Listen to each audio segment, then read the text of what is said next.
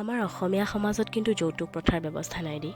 আমাৰ অসমীয়া সমাজত কেৱল ছোৱালীজনীক যাৱতীয় বা লাগতিয়াল বা প্ৰয়োজনীয় সামগ্ৰীখিনিহে দিয়ে। সেয়া লাগিলে নামী দামী চোফা হওক, নামী দামী বিচনা হওক, নামী দামী ৰেফ্ৰিজিৰেটৰ, এয়াৰ কণ্ডিশ্যনাৰ, ৱাশ্বিং মেচিন, যিয়েই নহওক কিয়, সকলোখিনি কেৱল ছোৱালীজনীৰ যাৱতীয় বা প্ৰয়োজনীয় সামগ্ৰীহে।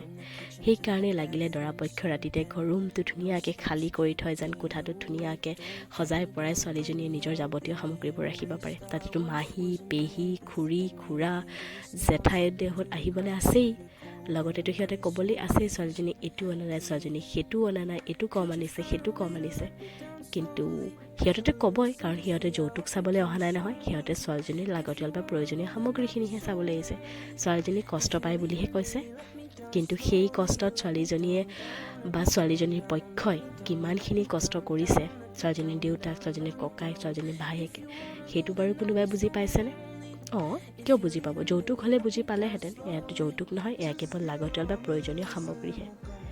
আমাৰ বাৰু ছোৱালী পক্ষও কম নে?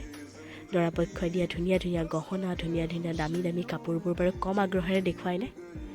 লাগিলে সেই দৰাপক্ষই দিয়া কাপোৰত দৰাপক্ষৰ 1000 টকাৰ লিষ্ট এখনৰ ধাৰেই লাগি নাযাওক কিয়, কিন্তু সেই নামী দামী কাপোৰক লৈ গৌৰৱবোধ কৰা ছোৱালীও বা ছোৱালী পক্ষও বাৰু কম নে?